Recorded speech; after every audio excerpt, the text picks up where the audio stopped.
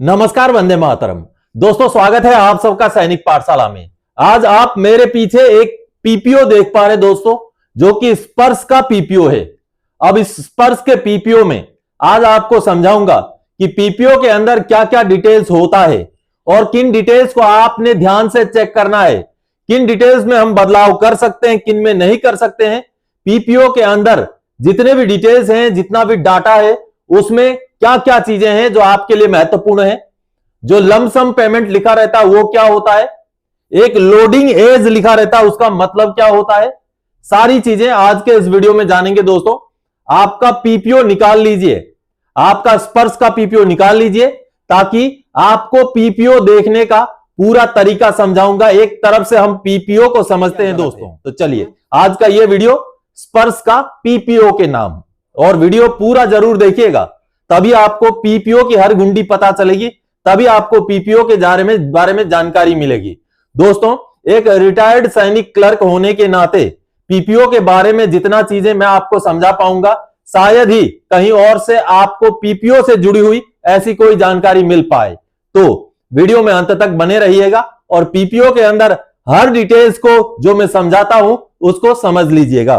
तो चलिए अब आगे बढ़ते हैं, लेकिन आगे बढ़ने से पहले हमेशा की तरह मेरा आप सबसे आग्रह है, अगर सैनिक पाठशाला चैनल का वीडियो आप पहली बार देख रहे हैं या अभी तक चैनल को सब्सक्राइब नहीं किया है, तो चैनल के साथ जुड़े रहने के लिए, इसका हिस्सा बने रहने के लिए और आपसे जुड़ी हुई भरोसेमंद ऑथेंटिक जानकारियां पाते रहने के लिए चैनल को जरूर सब्सक्राइब करें और आज का यह वीडियो जरूर शेयर करें, क्योंकि पीपीओ के बारे में हर पेंशनर को जानकारी होना जरूरी है। अब चलिए, जैसे कि हम सब स्पर्श के थ्रू से ही पेंशन लेते हैं, बहुत कम संख्या में पेंशनर बचे हैं जिनका स्पर्श में माइग्रेशन नहीं हुआ है, तो इसलिए मैंने स्पर्श का पीपीओ लिया है। आप देख पा रहे हैं, office of the principal controller of defence account pension Prayagraj, यानी कि पीसीडीएपी प्रयागराज द्वारा यह निकाला गया स्पर्श का पीपीओ है।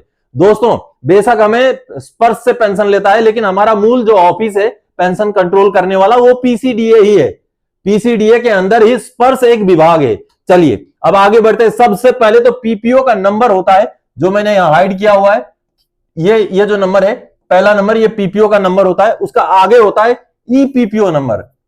किसी किसी के पीपीओ में ईपीपीओ नंबर नहीं होता है। इसका कारण यह है कि जो आपका मैनुअल पीपीओ था, पुराना पीपीओ था, उसको ईपीपीओ में कन्वर्ट करने से पहले ही आपका माइग्रेशन स्पर्श में हो गया। इस वजह से आपका ईपीपीओ जनरेट नहीं हो पाया। तो जिनका जिनका ईपीपीओ जनरेट नहीं हो पाया, उनका ये वाला कॉलम में कुछ भी नहीं रहेगा, ये वाला कॉलम ही नहीं रहेगा। लेकिन जिनका ईपीपीओ जनरेट हो चुका है, उनका इस तरीके से ईपीपीओ नंबर भी रहेगा। आगे रहेगा कोरिजेंडम नंबर, यानी कि आपका स्पर्श का पहला पीपीओ निकलने के बाद जितने भी बाकी पीपीओ निकलेंगे वो कोरिजेंडम पीपीओ कहलाएंगे। यानी कि स्पर्श का पहला पीपीओ आपका ओरिजिनल पीपीओ होगा, उसके आगे जितने पीपीओ होंगे वो कोरिजेंडम का सीरियल नंबर रूप लेंगे। जैसे कि इनका चौथा कोरिजेंडम है, अगला जब इन पेंशनर का पीपीओ निकलेगा तो उसमें 5 लिखा होगा, यानी कि इससे पता चलेगा कि आपके कितने कोरिजेंडम पीपीओ निकले हैं। चलिए अगला सर्विस डिटेल्स में देखिए, रेजिमेंटल नंबर, जो आर्मी नंबर है या जो नेवी या एयरफोर्स का जो सर्विस नंबर है वो यहां आएगा। अगला रैंक लास्ट हेल्ड, रिटायरमेंट के टाइम में क्या रैंक था वो यहां आएगा, जो इन पेंशनर का नायक है। ग्रुप, पे ग्रुप, यानी कि एक्स होगा या वाई होगा, आज के डेट में एक्स या वाई ही होगा। इसके अलावा कुछ भी ग्रुप आपका लिखा हुआ है, डी लिखा है, जेड लिखा है, 3 लिखा है, सारे के सारे गलत हैं। उसको सुधारने के लिए आप सीपी ग्राम्स में या स्पर्श के अंदर ग्रीवेंस डाल सकते हैं। चलिए, ये एक्स या वाई होगा। रिकॉर्ड ऑफिस, आप किस रिकॉर्ड से रिटायर हुए हैं, यानी कौन से कोर से हैं, वो यहां लिखा रहेगा। जैसे रिकॉर्ड ऑफिस पंजाब रामगढ़, जगह का नाम भी यहां लिखा हुआ है। Non qualifying service, non qualifying service दोस्तों वो सर्विस है जैसे सर्विस के दौरान आप ओवरस्टेइंग लीव हो गए थे, एब्सेंट विदाउट लीव हो गए थे, यानी कि भगोड़ा हो गए थे, या आपको रिगोरस इंप्रिजनमेंट मिला था, यानी कि आरआई मिला था, तो ऐसा जितने भी दिन का था वो दिन आपका नॉन क्वालिफाइंग सर्विस कहलाएगा। यानी कि आपका टोटल सर्विस में से उस पीरियड को माइनस किया जाएगा जो यहां लिखा जाता है। अगला नेट क्वालिफाइंग सर्विस, अगर आपका पूरा सर्विस के दौरान नॉन क्वालिफाइंग सर्विस है तो उसको माइनस करके यहां नेट क्वालिफाइंग सर्विस आएगा। लेकिन आपका ऐसा कुछ भी नहीं है, तो टोटल जितना सर्विस आपने किया वो यहां पर आएगा नेट क्वालिफाइंग सर्विस। और यही है क्वालिफाइंग सर्विस जो आपका ओआरओपी में भी पेंशन निर्धारण करता है, आपका ग्रेच्युइटी कैलकुलेशन में भी शामिल होता है, कई चीजों में इसका महत्व होता है। चलिए अब डिसिप्लिनरी एक्शन पेंडिंग, अगर आपके खिलाफ कोई डिसिप्लिनरी एक्शन पेंडिंग होता है पेंशन आते टाइम या उस पीपीओ के निकलने के टाइम, तो यहां यस होता है, नहीं तो नो होता है। अब देखिए लोडिंग इन एज, इसका मतलब क्या है दोस्तों? लोडिंग इन एज का मतलब है 80 ईयर से ऊपर जो एडिशनल पेंशन हमें मिलता है, उसी चीज को दर्शाने के लिए यहां पर ये लोडिंग इन एज का कॉलम है, लेकिन इसका इस्तेमाल पीपीओ में अभी तक होता हुआ नहीं देखा गया है। तो ये है लोडिंग इन एज। चलिए सर्विस डिटेल्स में आगे की ओर, डेट ऑफ एनरोलमेंट, भर्ती की तारीख, डेट ऑफ डिस्चार्ज, आपका डिस्चार्ज यानी कि रिटायरमेंट की तारीख, ट्रेड, यहां पर ट्रेड लिखा रहता है, जिसका भी ट्रेड है लिखा रहता है, किसी के में ब्लैंक रहता है, तो आप अपना ट्रेड अगर ब्लैंक है तो उसको लिखवाने के लिए भी ग्रीवेंस डाल सकते हैं। अगला आपका नेम, आपका नाम यहां रहेगा, नाम में आप जरूर स्पेलिंग वगैरह चेक कर लीजिएगा। फॉर्मर सर्विस, जैसे कि डीएससी में कुछ पेंशनर्स पिछला सर्विस जुड़वा के आते हैं, तो उनका जो पिछला सर्विस है वो यहां पर जोड़ा जाता है।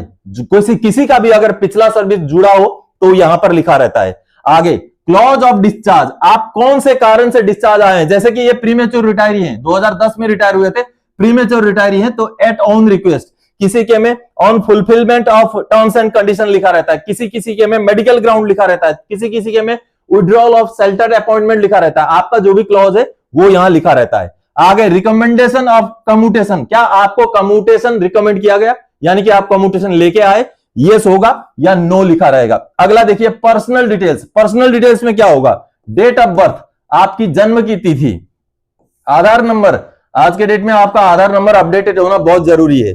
अगला मोबाइल नंबर, आपका खुद का मोबाइल नंबर। अगला कम्यूटेशन परसेंटेज, कितना परसेंट आपने कम्यूटेशन लिया वो लिखा रहेगा यहां पर। अगला एड्रेस, आपका पूरा एड्रेस यहां पर लिखा रहेगा, जरूर चेक कीजिएगा, एड्रेस में कोई गलती है तो उसके ऊपर भी ग्रीवेंस जरूर डालिएगा, या तो फिर आपका अगर डिस्चार्ज बुक में सब कुछ सही है, केवल स्पर्श का पीपीओ में गलत है, तो आप उस डिटेल्स को स्पर्श के अंदर ही लॉग इन होकर के माई प्रोफाइल, मैनेज प्रोफाइल में जाकर के सुधार सकते हैं। वो जैसे रिकॉर्ड ऑफिस से वेरीफाई हो जाएगा, आपका अगला पीपीओ जब भी निकलेगा सही डिटेल्स के साथ निकल जाएगा। नेशनैलिटी इंडियन, यहां जो नेपाल वाले होते हैं नेपालीज लिखा रहता है। पैन कार्ड, आपका पैन कार्ड का नंबर, फिर ईमेल आईडी, आपका ईमेल आईडी यहां लिखा रहेगा। चलिए हमने अभी तक पर्सनल डिटेल्स तक देखा, चलिए अब आगे बढ़ते हैं, बाकी बचे हुए जो डिटेल्स हैं हम पे डिटेल्स से देखना शुरू करते हैं। आखिर पे डिटेल्स क्या होता है, नोशनल पे डिटेल्स क्या होता है, किसी में पे डिटेल्स होता है, किसी में नोशनल पे डिटेल्स होता है, इसका डिफरेंस क्या होता है वो भी समझेंगे। चलिए सबसे पहले आप देखिए पे डिटेल्स, पे डिटेल्स में पे बैंड, यानी कि आप जिस रैंक से रिटायर हुए हैं, रिटायरमेंट के टाइम में आपका जो पे बैंड है, यानी कि कोई नायक से अगर रिटायर हुआ है तो नायक का मिनिमम पेमेंट, सर्विस के दौरान का पेमेंट की बात हो रही है, मिनिमम पेमेंट और मैक्सिमम पेमेंट जो स्लैब होता है वो स्लैब यहां पर पे बैंड के रूप में लिखा जाता है। जैसे कि ये 2010 में जब रिटायर हुए थे तो 2010 में छठा पे कमीशन लागू हो चुका था, तो उनके लिए मिनिमम 5,200, मैक्सिमम 20,200 था। आगे उनका पे इन पे बैंड, यानी कि ये तो उनका नायक के हिसाब से मिनिमम और मैक्सिमम है, लेकिन उनका रिटायरमेंट के टाइम में कितना बेसिक था वो यहां पर आपको देखने को मिलेगा। यहां पर और सारी चीजें ब्लैंक हैं, ये रिटायरमेंट के टाइम का चीजें हैं, यानी कि रिटायरमेंट के समय जो आपका एंटाइटलमेंट है वो चीजें पे डिटेल्स में होती हैं। अब अगला जो है नोशनल पे डिटेल्स एज ऑन 1 जनवरी 2016, इसको लेकर के बहुत सारे पेंशनर्स कंफ्यूजन में रहते हैं। आखिर ये है क्या? ये दोस्तों 1 जनवरी 2016 के डेट में अगर आप सर्विस में होते तो काल्पनिक तौर पर आपका पेमेंट कितना होता ये समझाया गया है। कहने का मतलब है 7वां पे कमीशन का रिवीजन समझाया गया है, और ये कॉलम केवल उन्हीं पेंशनर्स के पीपीओ में होता है जो दिसंबर 2015 के पहले के रिटायरी हों। जनवरी 2016 के बाद के रिटायरीज के उसमें यह कॉलम नहीं होता है, क्योंकि जनवरी 2016 में जो सर्विस में थे उनका तो पे डिटेल्स में वो ऑलरेडी आ जाएगा, काल्पनिक लेने की जरूरत ही नहीं है, 7वां पे कमीशन समझाने की जरूरत ही नहीं है। तो जो भी 2015 से पहले के रिटायरी हैं दिसंबर 2015 से, उनके पीपीओ में नोशनल पे डिटेल्स एज ऑन 1 जनवरी 2016 है, यानी कि 7वां पे कमीशन लागू होते समय अगर आप सर्विस में होते तो आपका एंटाइटलमेंट क्या होता वो समझाया गया है। और वो क्या है? पे लेवल, आपका पे लेवल कितना होता। आप यहां पर जैसे 05 है, पे लेवल L05 का मतलब है ये थे तो नायक के पेंशनर, नायक रैंक से रिटायर हुए हैं, लेकिन इनको एमएससीपी हवलदार मिला हुआ है, इसलिए इनका पे लेवल 05 है। दोस्तों पे लेवल जो होता है सिपाही का 3, नायक का 4, हवलदार का 5, नायक सुधार का 6, सूबेदार का 7, सूबेदार मेजर का 8, इस तरीके से बढ़ता जाता है। तो आपको पे लेवल देखने से पता चलेगा कि आपका पेंशन कौन से रैंक का आपको मिल रहा है। चलिए, आपने देखा पे लेवल। अगला मिलिट्री सर्विस पे 5200 रुपए, इनको 5200 रुपए मिलिट्री सर्विस पे सर्विस के दौरान नहीं मिला है, लेकिन ये कॉलम क्योंकि 7वां पे कमीशन का रिवीजन समझाया गया है, इसलिए यहां पर 5200 रुपए मिलिट्री सर्विस पे है। बहुत सारे पुराने पेंशनर 1970 के, 80 के, 90 के रिटायरी होते हैं, जिनका पीपीओ में ये लिखा रहता है और वो पूछते हैं कि सर ये तो मुझे मिला नहीं, सर मुझे क्लास पे 200 रुपए ही मिल रहा है, मुझे तो 300 मिलना चाहिए था। ये आपको मिलने वाला एंटाइटलमेंट नहीं है सर, ये आपको केवल 7वां पे कमीशन का रिवीजन समझाया गया है। तो चलिए, अब क्लासिफिकेशन अलाउंस 200 रुपए, ये नोशनल पे डिटेल्स है। चलिए, पे इन पे मैट्रिक्स, अगर वो सर्विस में होते 1 जनवरी 2006 के डेट में तो उनका पेमेंट इतना होता बेसिक। चलिए, लास्ट इमोल्यूमेंट इतना होता है, ये जोड़कर बनता है लास्ट इमोल्यूमेंट, जिसका आधा पेंशन होता है। हां, अगर आपका नोशनल पे डिटेल्स में लास्ट इमोल्यूमेंट जितना है उसका आधा से अगर आपको कम पेंशन मिल रहा है सर, तो आपको फिर बढ़ोतरी लागू है। वैसे ऐसा केस बहुत रेयर होता है, होता ही नहीं है। चलिए, अब आगे बढ़ते हैं। डिसेबिलिटी डिटेल्स, यहां पर आपका कौन सा टाइप का कैटेगरी है, डिसेबिलिटी एट्रीब्यूटेबल है, एग्रावेटेड है, फॉर लाइफ के लिए है या नहीं है, परसेंटेज कितना है, वो सारा चीज होता है। उसके नीचे और एक कॉलम होता है कि आपका डिसेबिलिटी को राउंड ऑफ करके कितना किया गया, 20% से लेके 49% तक 50% किया जाता है, वो सारा डिटेल्स भी होता है। चलिए, स्पाउस डिटेल्स, यानी कि आपके जीवन साथी का डिटेल्स है। ये नेम क्या है, नाम क्या है, उनका डेट ऑफ बर्थ क्या है, उनका आधार नंबर भी अपडेटेड होना चाहिए।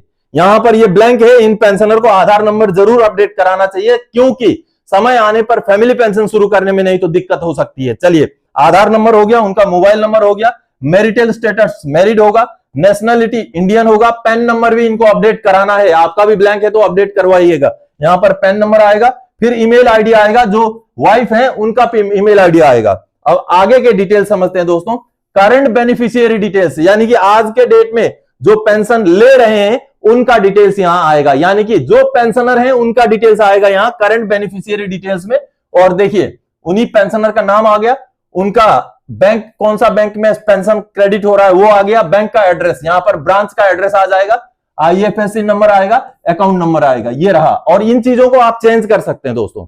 बैंक अकाउंट नंबर आपको अगर बैंक अकाउंट चेंज कराना है तो स्पर्श के अंदर अपडेट करने से चेंज हो जाता है, लेकिन ये कार्रवाई आप तभी करें जब पेंशन जमा हो जाए। पेंशन जमा होते ही अगले 2-4 दिन के अंदर कर लें, ताकि अगला पेंशन आने तक सारा चीजें सही हो सके और अगले महीने का पेंशन आपका नया अकाउंट में आ जाए।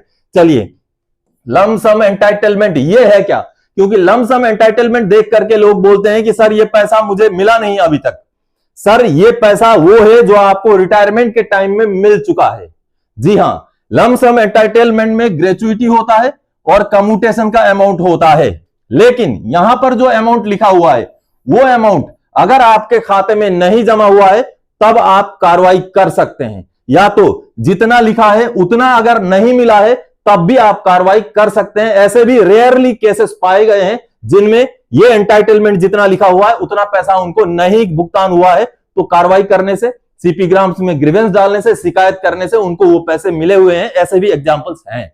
और साथ ही साथ यहाँ ईसीएचएस के लिए जो कटिंग होता है वो दिखाया जाता है। उनके समय में 15,000 कटा था, आज के डेट में 30,000 कटता है।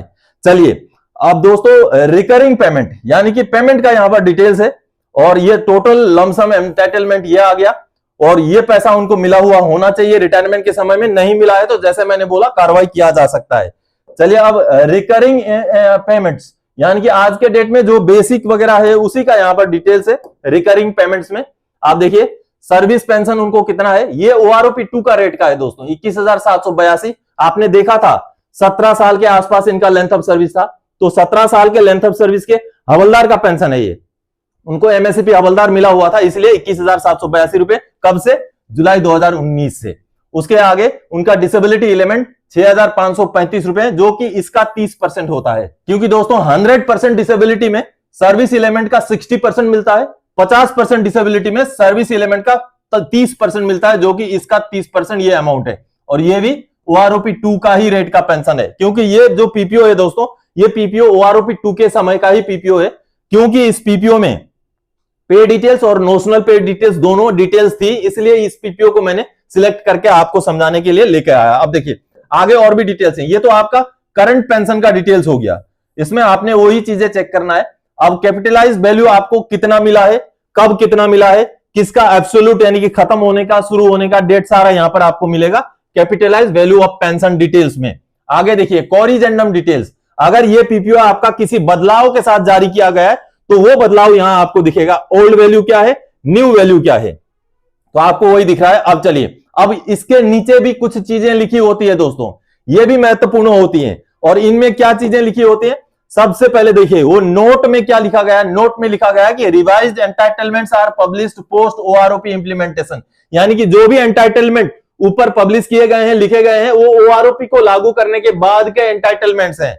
यानी कि ये ओआरओपी 2 का पीपीओ है, तो ओआरओपी 2 के इंप्लीमेंटेशन के बाद का पीपीओ है, ऐसा यहां बताया गया है। अगला लाइन है एफएमए, ये भी महत्वपूर्ण है। FMA has not been sanctioned as per option exercised, ये सभी के पीपीओ में लिखा रहता है, लेकिन अगर आपको एफएमए नहीं मिल रहा है तो आप एक बार ये जरूर इंश्योर करें कि आपको ईसीएचएस की सुविधा मिल रही है, आपका ईसीएचएस का कार्ड बना हुआ है। अगर नहीं बना हुआ है तो आप या तो ईसीएचएस का कार्ड बनवा लें या तो एफएमए के लिए अप्लाई कर दें, दोनों में से एक लेना बेहद जरूरी है। और यहां पर इन पेंशनर का लिखा हुआ है कि एफएमए इसलिए नहीं मिल रहा है क्योंकि उन्होंने एफएमए का ऑप्शन नहीं चुना है। आगे देखिए, this document is for record of pension only, pensioner का रिकॉर्ड के लिए ये केवल, as authority of payment at any pension disbursing agency, ये कोई भी पेंशन डिसबर्सिंग एजेंसी में ऑथोरिटी नहीं है, इसके बेस पर आप पेमेंट क्लेम नहीं कर सकते, या आपके केवल जानकारी के लिए ये पीपीओ ये बताया गया, क्योंकि आज के डेट में हमारा पेंशन स्पर्श से ऑटोमेटिकली आ जाता है। चलिए, payment of pension will be done automatically by centrally by Sparsh, वही चीज लिखा हुआ है।